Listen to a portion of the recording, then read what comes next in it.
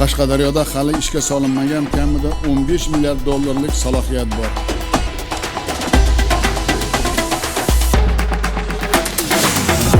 Qarshidagi televizor ishlab chiqarish jarayoni bilan tanishib, juda xursand bo'ldim. Quvonarlisi, mahalliylashtirish 50% dan oshgan. Hatto televizor platalari ham ishlab chiqarilyapti. Katta-katta brendlar olib kelgan Qashqadaryoga.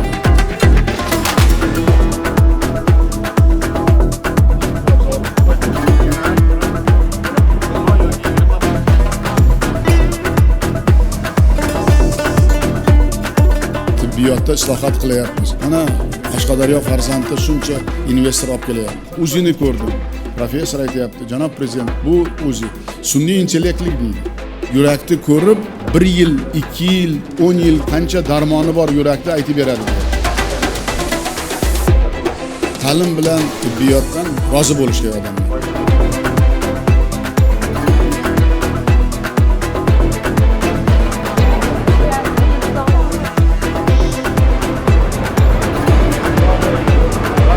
Bozor nima degani? Ko'zgu bozor. Mana Qashqadaryoda qilsa bo'lar ekan. Bizning maqsadimiz o'zi xalqqa xizmat qilish-ku. Xalqimizga o'zgarish bugun kerak. Bugun hayotini yaxshi qilishimiz kerak.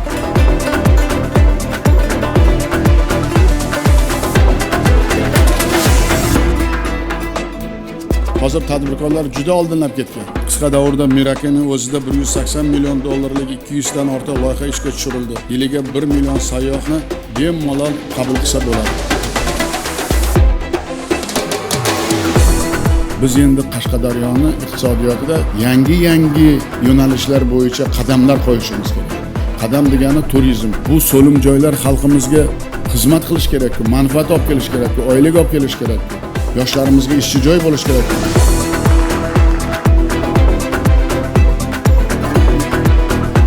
Shahrisabz Yakkabog' Ko'kdalada ishga tushgan yangi loyihalar islohotlar shtabiga tayyor andoza.